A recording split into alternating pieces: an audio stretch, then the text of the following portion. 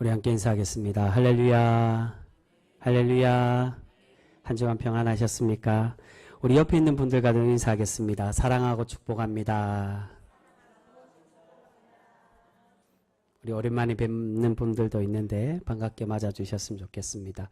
우리 한 번 더 그렇게 인사했으면 좋겠습니다. 이번에 인사할 때 오늘도 은혜 받읍시다. 우리 함께 인사하겠습니다.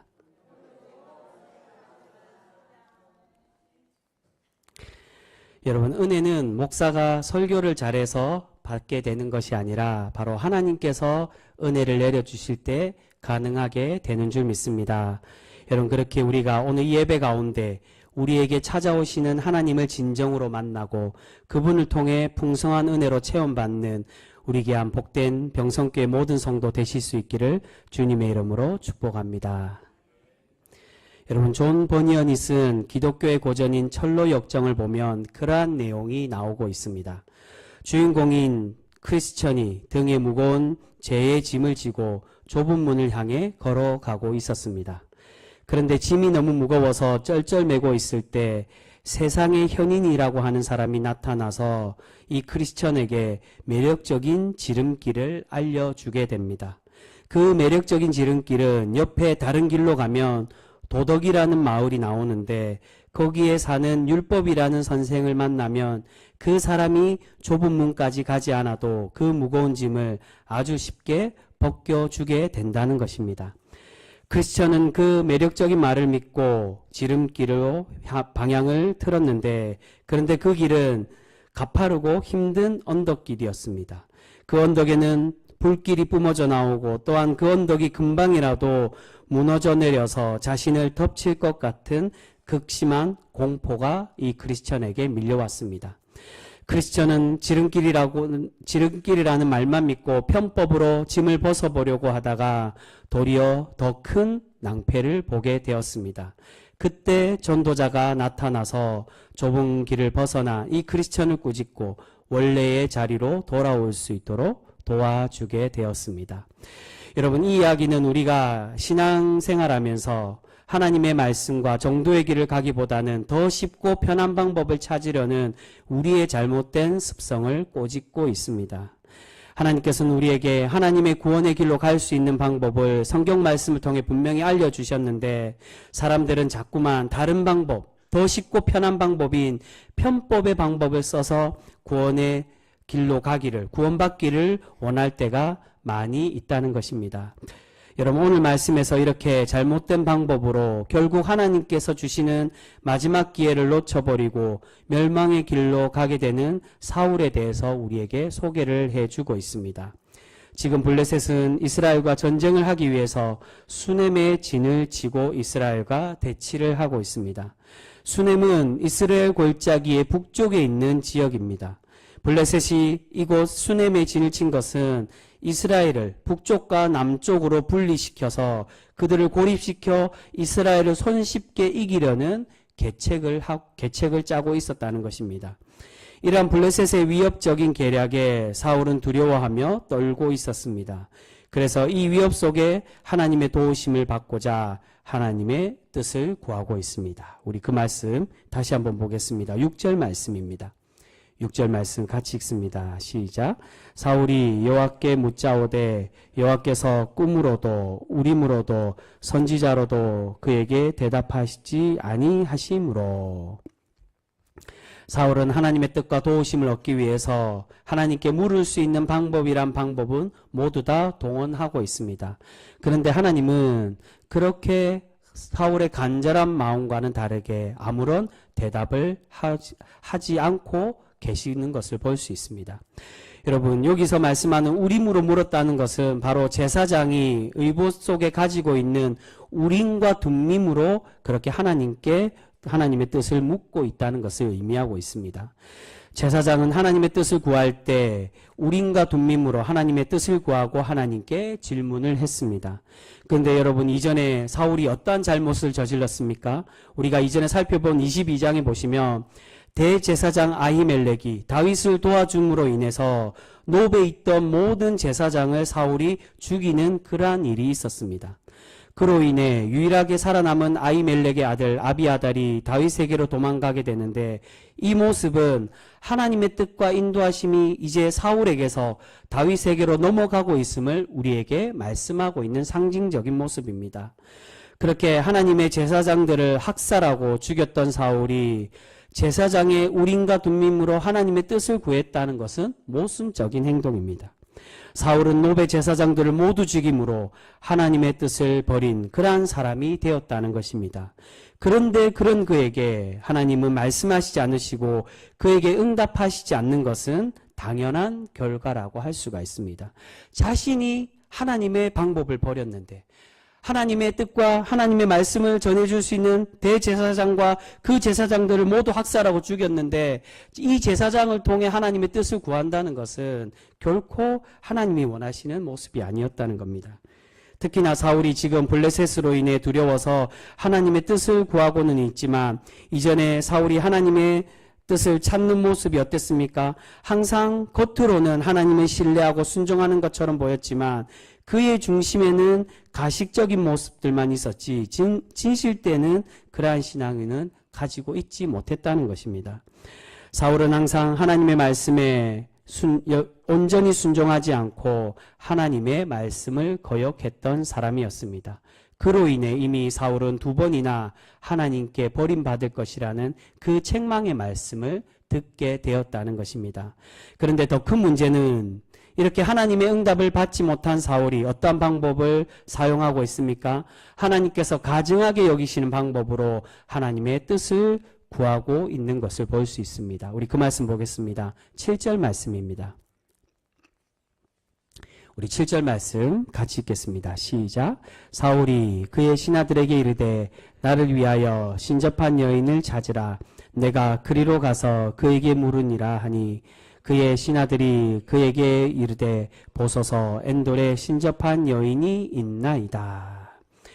여러분, 하나님께서는 레위기야 신명기 말씀에서 여러 번 무당이나 또는 신접한 자, 박수와 같은 그렇게 귀신을 불러내서 점을 치는 일들을 하지 말라라고 그렇게 말씀하시고, 또한 이러한 일들을 행하는 자를 죽이라고 그렇게 명령하고 계십니다. 그런데 이렇게 하나님 보시기에 가증하게 여기는 그러한 일을 사울이 행하고 있었다는 것입니다.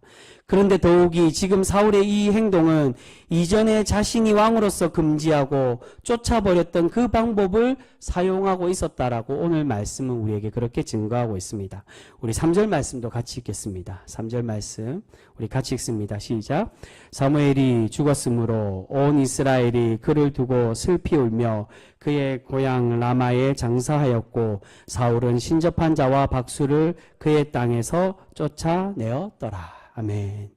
여러분, 여기서 사울이 신접한 자와 박수를 쫓아내었다는 것은 하나님께서 이러한 자들을 싫어하시고 이들을 금하고 있다는 것을 사울도 이미 알고 있었다는 것입니다.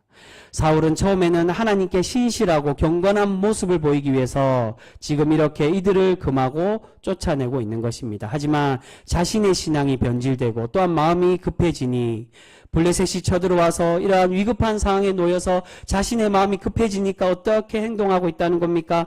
하나님께서 가증하게 여기고 미워하는 일을 서슴없이 그가 저지르고 있었다는 겁니다. 그런데 여러분, 여기서 중요한 것이 있습니다. 이 이후에 사울이 정말로 신접한 여인을 찾아가서 그를 통해서 자신이 항상 의지했던 이미 죽고 없는 세상에 없는 사무엘의 영혼을 불러내게 되는데, 정말로 사무엘의 영혼이 사울에게 나타나서 하나님의 말씀을 전해주고 있습니다. 우리 그 말씀 13절과 14절 말씀입니다. 13절 14절 우리 같이 읽겠습니다. 시작. 왕이 그에게 이르되 두려워하지 말라. 내가 무엇을 보았느냐 하니 여인이 사울에게 이르되 내가 영이 땅에서 올라오는 것을 보았나이다 하는지라. 사울이 그에게 이르되 그의 모양이 어떠하냐 하니 그가 이르되 한 노인이 올라오는데 그가 겉옷을 입었나이다 하더라. 사울이 그가 사무엘인 줄 알고 그의 얼굴을 땅에 대고 절하니라. 아멘. 여러분, 오늘 본문은 오랫동안 많은 논쟁이 되고 있는 그러한 말씀입니다. 과연 이 신접한 여인이 불러낸 이 사람이 정말로 죽은 사무엘의 영혼이 맞는지, 아니면 사무엘을 가장한 사탄이 대신 나타나서 예언하는 사무엘의 모습처럼 행세하는 것인지에 대한 의문은 여전히 남아 있다고 그렇게 이야기합니다. 그런데 정통한 여러 주석들에는 지금 나타나고 있는 사람이 정말로 사무엘이라고 그렇게 표현을 합니다. 그것은 원래 죽은 영혼은 다시 지상에 내려올 수 없지만 하나님께서 이 사울을 책망하시기 위해, 이 사울의 죄악과 잘못을 지적하시기 위해서 하나님의 강권적인 역사로 사무엘을 보내주시고 사울에게 하나님의 말씀을 전해주고 있다는 것입니다. 그 증거로 조금 전에 우리가 함께 읽은 13절에 보시면 이 신접한 여인이 그렇게 대답을 합니다. 내가 영이 땅에서 올라오는 것을 보았나이다 라고 그렇게 이야기합니다. 여기서 영이 히브리어 원어로는 엘로힘이라고 되어 있습니다. 그래서 이전에 우리 개역 한글 버전에는 신이 땅에서 올라왔다라고 그렇게 표현을 하고 있습니다. 원래 엘로힘은 하나님을 뜻하지만 여기서의 이 엘로힘은 하나님을 말씀하는 것이 아니라 영적인 강한 존재, 신적 존재를 의미하고 있습니다. 바로 하나님께서 역사하셔서 단순히 신접한 여인을 통해 영혼만, 혼만 올라온 것이 아니라 선지자 사무엘이 나타나도록 그렇게 은혜를 베풀어 주고 계셨다는 겁니다. 또한 14절에 사울이 사무엘의 모습이 어떠하냐고 물었을 때 겉옷을 입었다라고 그렇게 이야기합니다. 이 말에 사울이 이 사람이 정말로 사무엘이구나라는 것을 알게 되고 그에게 엎드려 절을 합니다.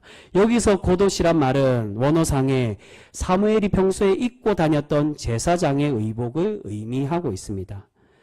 바로 그런 모습 때문에 사울이 이 사람이 정말로 자신이 이전에 알고 있던 사무엘이구나라고 생각을 하는 것입니다. 그리고 계속 성경은 이 존재를 영혼이나 또는 다른 존재로 말하지 않고 계속 사무엘이라고 그렇게 표현을 하고 있는데, 이러한 전체적인 문맥으로 볼 때 이가 정말로 하나님께서 보내신 사무엘임을 우리에게 말씀하고 있다는 것입니다. 여러분, 그렇다면 오늘 이 말씀이 비록 신접한 여인을 통해서 죽은 사무엘을 불러낸 것이지만 하나님께서 그것을 허락하셨다라고 한다면, 바꾸어 말해서 우리가 간절히 이 사울과 같이 간절한 마음을 가지고 있고 또한 급한 상황이라면 이러한 방법을 사용해도 괜찮다는 의미로 하나님께서 우리에게 이것을 말씀하는 것일까요? 다시 말해, 신앙을 가진 사람들이 점집에 가서 점을 보거나 아니면 그래도 양심이 있기 때문에 무당은 아니더라도 은사를 가진 사람들 중에 예언을 하고 신령한 능력을 가진 사람에게 찾아가서 우리의 앞날을 물어보고 하나님의 뜻을 구하는 것이 가능하다라고 그것을 말씀하시기 위해 오늘 이 말씀 우리에게 주고 계시는 것일까요? 여러분, 오늘 말씀은 결코 우리에게 그러한 것을 말씀하는 본문이 아니라는 것입니다. 여러분, 우리는 자꾸 오늘 본문을 볼 때 다른 것에 집중하기보다 이 사람이 정말로 사무엘이냐 아니면 사탄의 잘못된 역사이냐, 우리는 그것에만 자꾸 집중하려고 합니다. 여러분, 왜 그럴까요? 왜 우리는 그러한 것에 더 집중을 할까요? 그것은 만약 하나님께서 역사하셔서 정말로 이가 사무엘이라고 한다면, 사무엘을 보내주신 것이라면 우리 또한 이 방법을 사용하고 싶어 하기 때문이라는 것입니다. 우리 또한 우리가 어려울 때, 하나님의 뜻을 구하려고 할 때 이 방법으로도 사용해도 되는구나, 신접한 자 또는 신비한 능력을 가진 사람에게 찾아가도 그것이 가하구나라고 우리가 좀 더 쉬운 방법, 하나님의 뜻을 찾는 쉬운 방법을 찾으려고 하는 우리의 그러한 욕심의 모습 때문에 우리는 자꾸 이것에 집중하려고 한다는 겁니다. 그런데 여러분, 오늘 말씀은 정말 이 존재가 사무엘이냐 아니면 사탄이냐 그것을 말씀하는 것이 결코 아니라는 겁니다.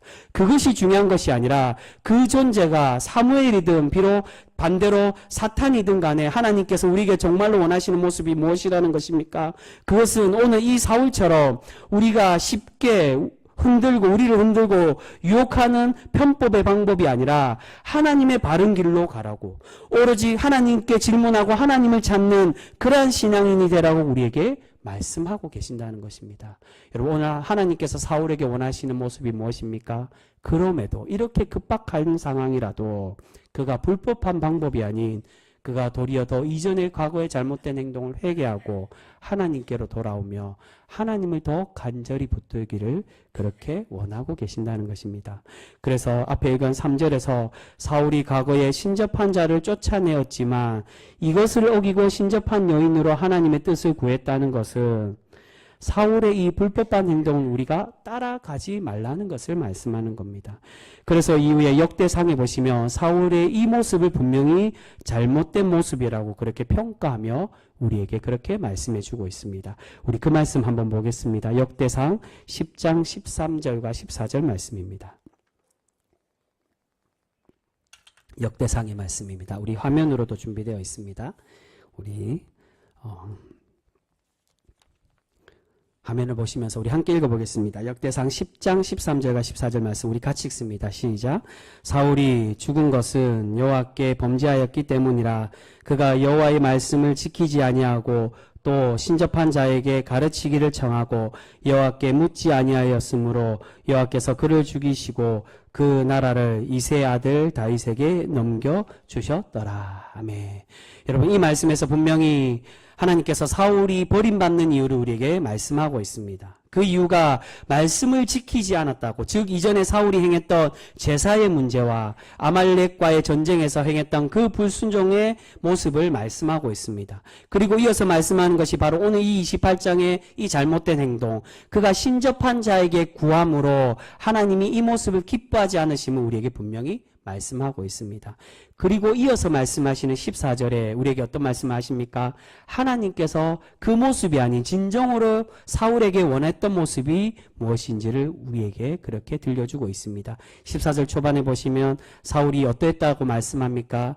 여호와께 묻지 아니하였다고. 즉 이 말은 반대로 하나님께서 사울에게 진정으로 원하신 것은 마지막까지 그에게 바라신 모습이 바로 하나님께 응답하지 않으시더라도, 하나님께 묻고 하나님께 간절히 구했어도 하나님이 그 뜻을 보여주시지 않으셔도 그럼에도 끝까지 하나님께 질문하고 하나님께 매달리며 하나님을 찾기를 그렇게 바라고 있었다는 겁니다. 하나님은 지금 과거의 사울의 그 잘못된 행동에 하나님은 그가 회개하고 하나님께로 돌아와 끝까지 붙들기를 그렇게 바라셨는데, 사울은 하나님의 그 바람을 따르지 않고 그가 여전히 끝까지 불법한 행동, 자신이 믿기 편한 그러한 신앙의 방법으로 그렇게 하나님의 뜻을 구하며 행동하고 있는 것을 볼 수 있습니다.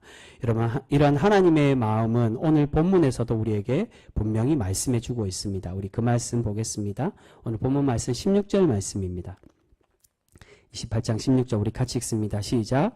사무엘이 이르되 여호와께서 너를 떠나 내 대적이 되셨거늘 내가 어찌하여 내게 묻느냐. 아멘. 여러분, 무슨 말입니까? 사무엘이 사울에게 대답하는 말인데, 하나님께서 사울을 떠나시기로 그렇게 작정하셨는데, 그런데 왜 이것을 자신을 불러서 그렇게 묻고 있냐는 것입니다. 즉 이 말은 이 책망의 예언을 주신 분이 하나님이신데 그렇기에 자신에게 묻는 것이 아니라 누구에게 물어야 한다는 것입니까? 바로 이 생사화복의 주인 되시고 주관자 되시는 하나님께 구하고 하나님께 질문해야 된다는 겁니다. 이 화를 주시고 책망과 이 하나님의 벌을 주시는 것은 하나님께서 내리시는 건데 왜 나를 불러내어서 나에게 질문하냐는 것입니다. 여러분, 우리도 신앙인으로 살아가다 보면 하나님의 뜻을 구할 때가 많이 있습니다. 그런데 많은 경우 어떻습니까? 우리가 하나님께 간절히 기도하고 하나님의 뜻을 구하는데 하나님께서 그 기도에 응답을 주실 때가 더 많을까요? 아니면 아무리 기도해도 대답하지 않을 때가 더 많을까요? 여러분, 목사인 저도 간절히 기도해도 하나님이 아무런 말씀이 없으시고 침묵할 때도 분명히 많이 있습니다. 아무런 대답도 하지 않으시고 침묵할 때가 분명히 많이 있는데, 우리는 하나님의 인도함을 받고 하나님의 뜻을 꼭 알고 싶어서 간절히 기도하고 하나님의 뜻을 구하지만 도리어 하나님은 아무런 말씀 없이 아무런 대답이 없을 때가 많이 있다는 것입니다. 근데 여러분, 그럴 때 우리의 마음은 어떻습니까? 우리는 그럴 때 오늘 사울과 똑같이 답답하고 조급한 마음이 들 때가 많이 있습니다.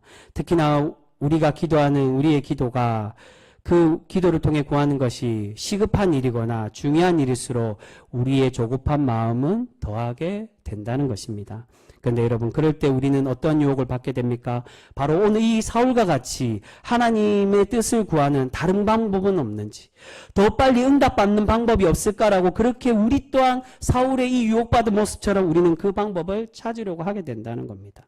주위에 신령한 자들을 통해 예언하는 이들을, 그 은사를 받은 이를 통해 하나님이 나에게 무엇을, 어떤 길을 가기를 원하시는지 그 뜻을 찾기를 원하고, 직장을 구하는 이들에게 내가 어떤 직장을 찾아야 되는지, 배우자를 구하는 이들에게 나에게 맞는 배우자가 어떠한 사람인지를 우리는 그 신령한 사람을 통해 그 뜻을 구하고 찾기를 원할 때가 많이 있다는 겁니다. 여러분, 그래서 오늘 사울과 같이, 또한 천로역정의 크리스천과 같이 지름길로 편법의 방법을 쓰더라도 목적지만 가면 만사형통이라고 그렇게 생각하는 신앙인들이 많이 있다는 겁니다.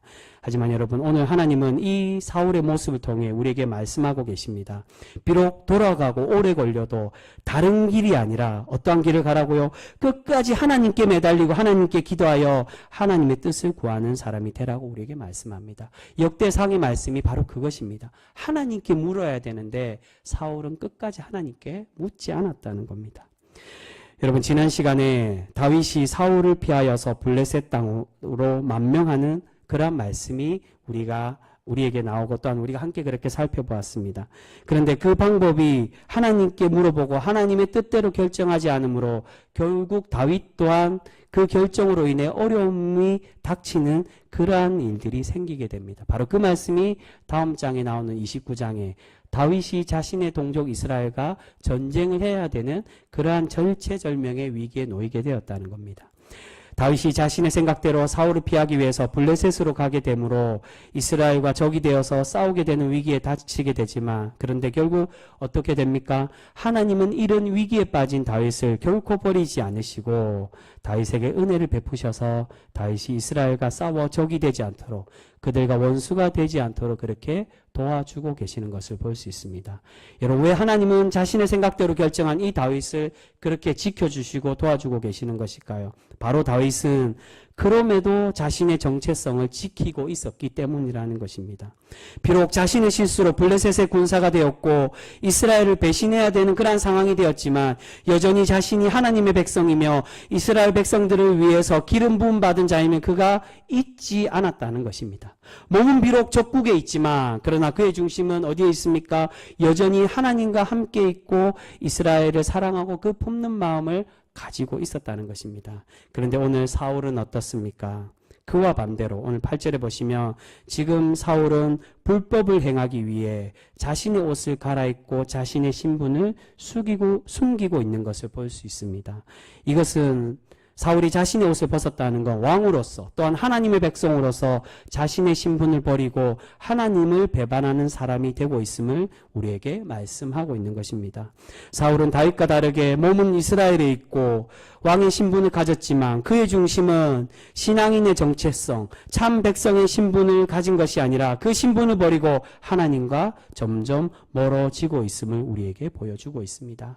사랑하는 성도 여러분, 오늘 우리가 사울과 같이 신앙의 정도가 아닌 어떤 다른 방법을 쓰더라도 내가 원하는 것을 채우고 편법으로 신앙생활하는 그런 모습이 아니라 진정으로 하나님께서 원하시는 방법, 끝까지 인내하고 하나님을 부여잡고 날마다 주님과 동행하며 살아가서 하나님이 기뻐 받으시는 그러한 신앙인의 삶, 그러한 우리의 모습으로 살아가는 우리 귀한 성도 모두가 되실 수 있기를 소망합니다. 여러분, 지난번 말씀드린 것처럼 때로는 많은 경우 하나님께서 직접적인 응답을 주시지 않을 때도 많이 있습니다. 그런데 그럴 때 우리가 과연 어떠한 방법으로 하나님의 뜻을 찾을 수가 있을까요? 바로 우리에게 주신 양심과 상식에 맞게 행동하면 된다는 것입니다.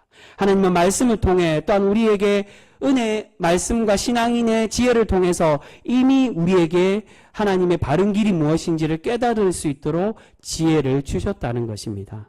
그렇게 우리가 하나님이 주신 신앙의 양심으로 또한 상식에 맞게, 그래서 계속 말씀드리는 겁니다. 하나님은 우리의 상식을 뛰어넘는 분이시지 우리의 상식의 이하의 분이 결코 아니라는 겁니다. 때로는 우리의 상식을 뛰어넘어서 우리가 생각하지도 못한 방법으로 우리를 이끌어 가시고 또한 그것을 보여주실 때도 있지만, 그러나 뛰어넘는 것과 상식 이하의 행동과는 결코 다르다는 겁니다. 오늘 사울이 쓰고 있는 방법은 바로 그 상식 이하의 방법을 쓰고 있다는 거예요. 이 신비한 방법으로 내가 구하면 그것으로 통해 사무엘을 불러내어서 내가 하나님의 뜻을 듣고 하나님의 뜻이 무엇인지 알게 되면 그것이 장땡이라고 생각하는 그러한 신앙인의 모습처럼 우리가 결코 살아가서는 안 된다는 것입니다.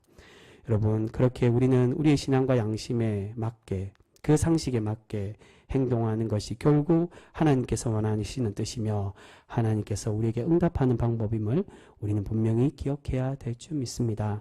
여러분, 오늘 말씀이 다른 의미로 보면 신앙의 방향성에 대한 말씀으로도 볼 수가 있습니다.